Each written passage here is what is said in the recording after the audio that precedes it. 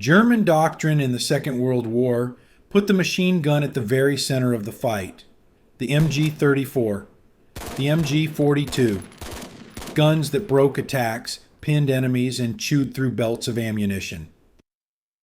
But for every machine gun in a German squad, there were 5, 6, sometimes 7 rifles. Men with a 5-shot bolt-action carbine of wood and steel on their shoulder, moving where the machine gun could not go.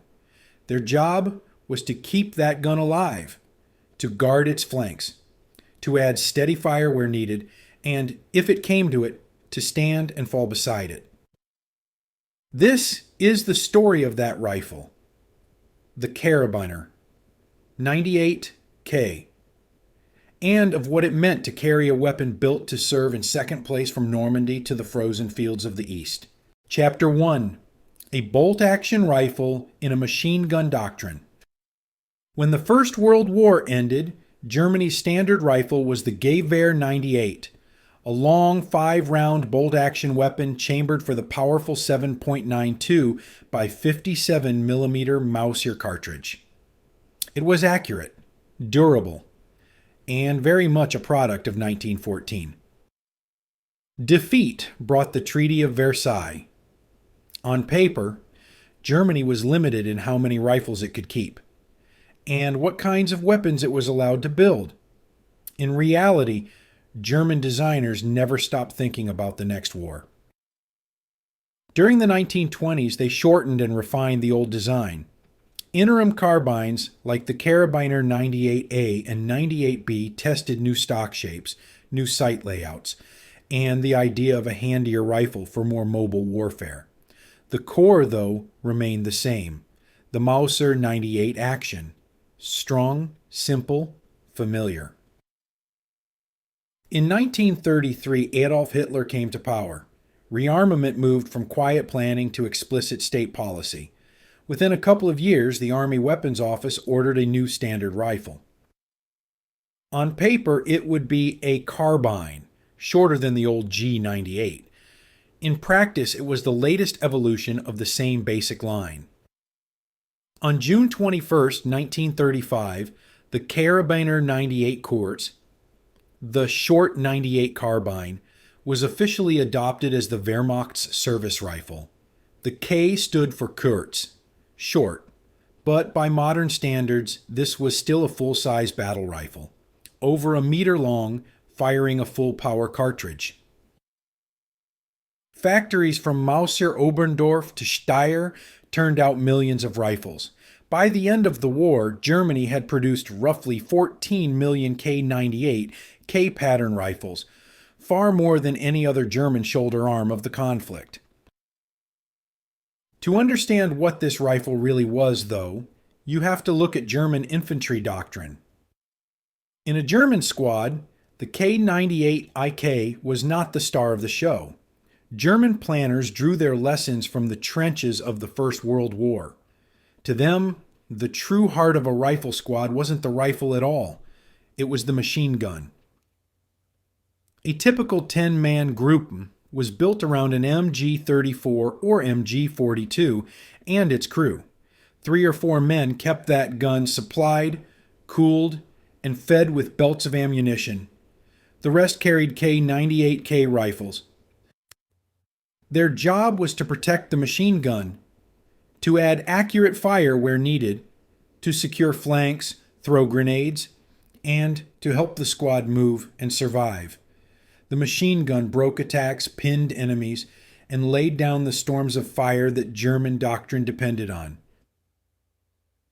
In that world, a bolt-action rifle made sense. It was rugged, accurate, and simple to train on. Riflemen were expected to fire deliberate, aimed shots, maybe 10 to 15 a minute, not to match an automatic weapon with sheer volume. Where this system worked as intended, a well-sighted machine gun, plenty of ammunition, time to prepare positions, German infantry could be terrifyingly effective. But war rarely stays inside doctrine. On broken fronts, in collapsing defenses, or in close-range fights where machine guns were knocked out or separated from their squads. That slow 5-shot bolt action became a very real limitation. That tension between a carefully made rifle and a battlefield that was beginning to reward speed and volume runs through the entire story of the Karabiner 98k. Chapter 2: Bolt, Wood, and Steel. On paper, the K98k is straightforward. It is a bolt-action rifle chambered in 7.92 by 57 mm Mauser. It feeds from an internal fixed magazine that holds 5 rounds, loaded from the top with a stripper clip or single cartridges. Its barrel is a little over 23 inches long. Overall length is about 43.5 inches. Unloaded, it weighs a bit over 8 pounds. Loaded and with sling, closer to 9.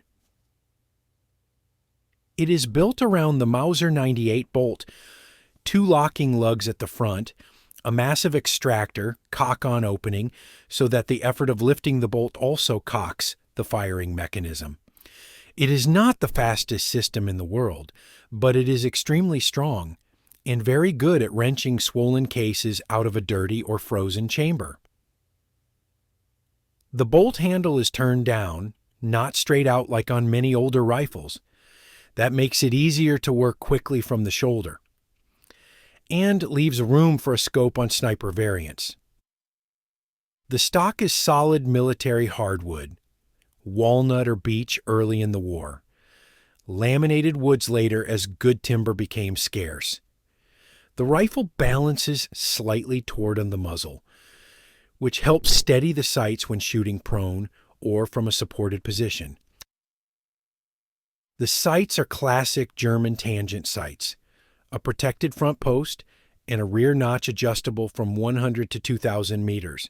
In practice, most fire happened well inside 500, but the system allowed trained marksmen to reach farther and to use the rifle for limited area fire at longer ranges.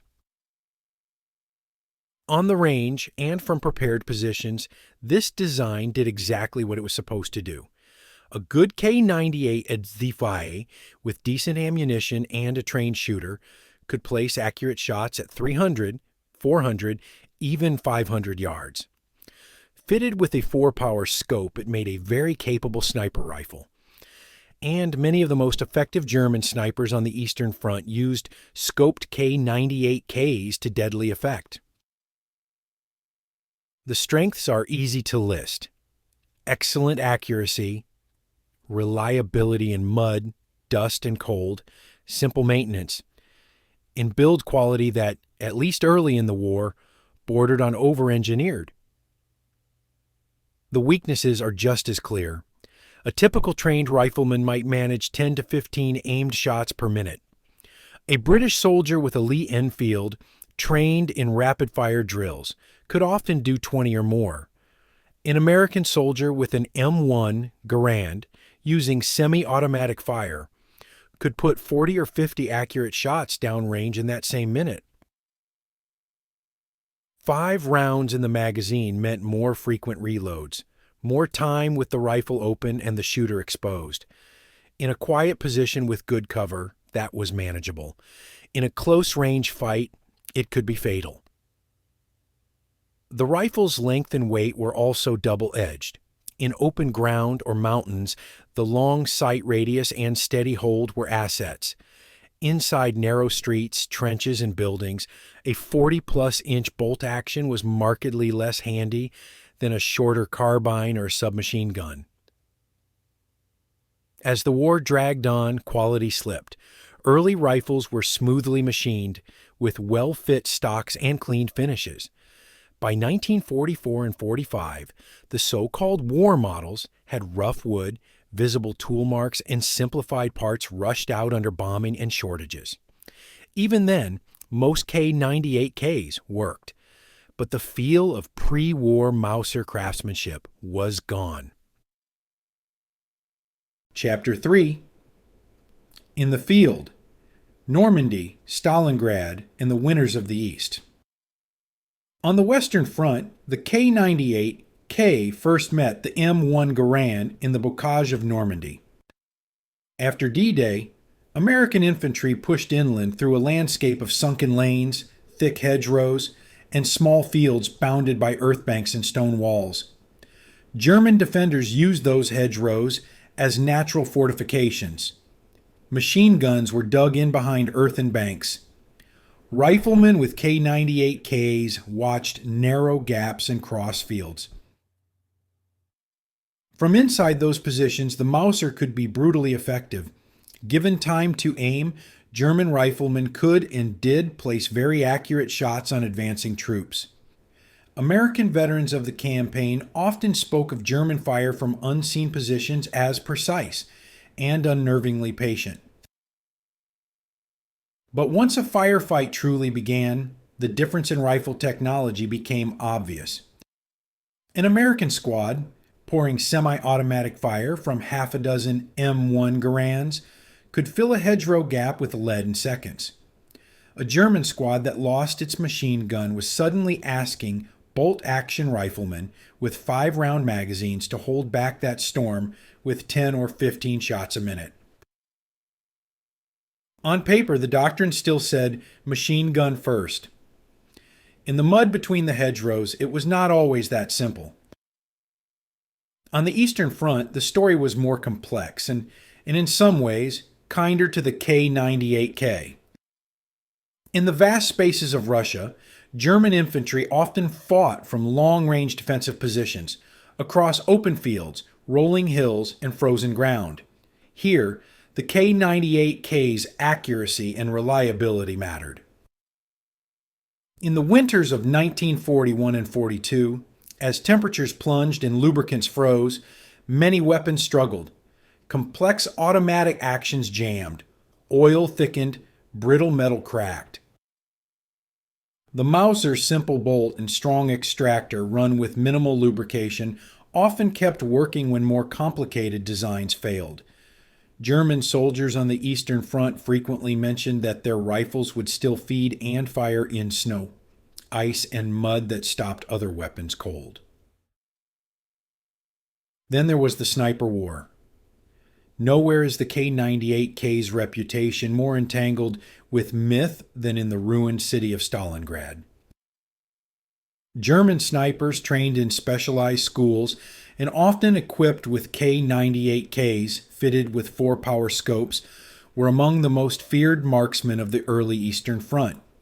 From rubble piles, upper floor windows, and concealed nests, they hunted Soviet officers, machine gun crews, and exposed riflemen. Soviet forces responded by building their own sniper program, training shooters like Vasily Zaitsev, and elevating some of them to near legendary status. The most famous story from this period, the supposed duel between Zaitsev and a German Major Koenig, sent from a sniper school in Berlin, has been told and retold in books and film. It makes for a gripping story. But when historians went looking for that German major in the archives, they could not find him. No clear record, no matching officer, no independent confirmation. The duel, as described, is almost certainly a dramatized or composite account, a symbol of a very real sniper war, not a reliably documented event. What we can say with more confidence is simpler. German snipers with K98Ks caused real damage in Stalingrad and across the Eastern Front. Their Soviet counterparts mostly used Mosin Nagant rifles and other Soviet designs, but they were fighting the same kind of slow, patient war. A contest of nerves, camouflage, and single, well-placed shots. For ordinary riflemen, the relationship with the K98k was less dramatic, but just as real. Many German veterans later remembered their Mauser with a mix of respect and frustration. Respect, because it shot straight, worked in rain, mud, and winter, and could still put a bullet exactly where it needed to go years into the war. Frustration, Because when they suddenly found themselves trading fire in a village street with American infantry, or trying to stop a close range assault with only their own rifles, they knew that 5 rounds and a bolt handle were a thin answer to a squad of semi-automatic rifles and a different doctrine. Chapter 4. After the Reich, the rifle that would not go away. When the war ended in 1945, Germany lay in ruins, but its rifles did not. Millions of K98Ks were stacked in depots, bunkers, and warehouses from Norway to the Balkans. The Soviets captured huge stocks and reissued them to Allied states. Eastern European armies drilled recruits with Mausers as they slowly transitioned to Soviet designs. In some places, the rifle that had armed the Wehrmacht ended up in the hands of its former enemies. Norway kept K98Ks as training rifles. Other European countries converted them to new calibers. Surplus rifles crossed oceans and borders, changing hands as post-war politics shifted. One of the most striking second lives of the K98K played out in the Middle East. In the late 1940s and 1950s, the new state of Israel acquired Mauser rifles from multiple sources, including former Nazi stocks, and used them in its early wars. Many were later converted to 7.62 NATO, rebarreled and remarked, and continued serving into the 1960s. Photographs from the Six-Day War show Israeli soldiers at the Western Wall in Jerusalem, holding K98Ks that once bore German eagles and swastikas. On some rifles, those marks were carefully defaced. The image is hard to forget, a symbol of a defeated regime now in the hands of people and never it had tried to destroy. Elsewhere, K98Ks found their way to Korea, where North Korean and Chinese troops used them alongside Soviet Mosin-Nagants. Some appeared in Vietnam, mostly in rear area and training roles. In many smaller conflicts, the Mauser silhouette shows up in grainy photographs long after German uniforms vanished from the battlefield. On the civilian side, surplus K98Ks flowed into American and European gun stores from the 1950s onward. Hunters bought them. Gunsmiths sporterized them with new stocks and scopes. Collectors drifted toward him early, finely made examples. By the end of the 20th century, the Karabiner 98K had become two things at once: a workmanlike hunting rifle and a historical artifact. It appears in films and TV shows as the default German rifle. It is modeled in video games, cataloged in museums, and debated endlessly in collector circles. Ask a modern firearms historian about it, and you are likely to hear a balanced verdict. The K98K was not a magical superweapon. It was not vastly superior to every Allied rifle, and it was clearly outclassed in rate of fire by the American M1. But it was accurate, durable, and intelligently designed. It reflected a doctrine that put the machine gun first, and year after year, it stayed on the shoulders of ordinary soldiers across a war that reshaped much of the world.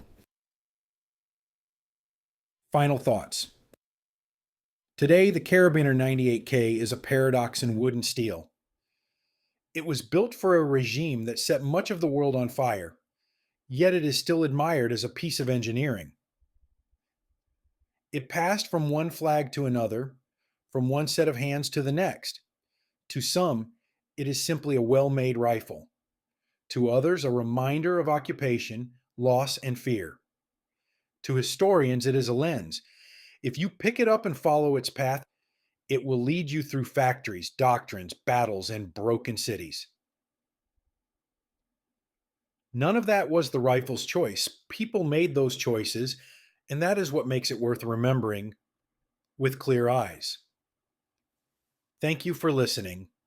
See you next time.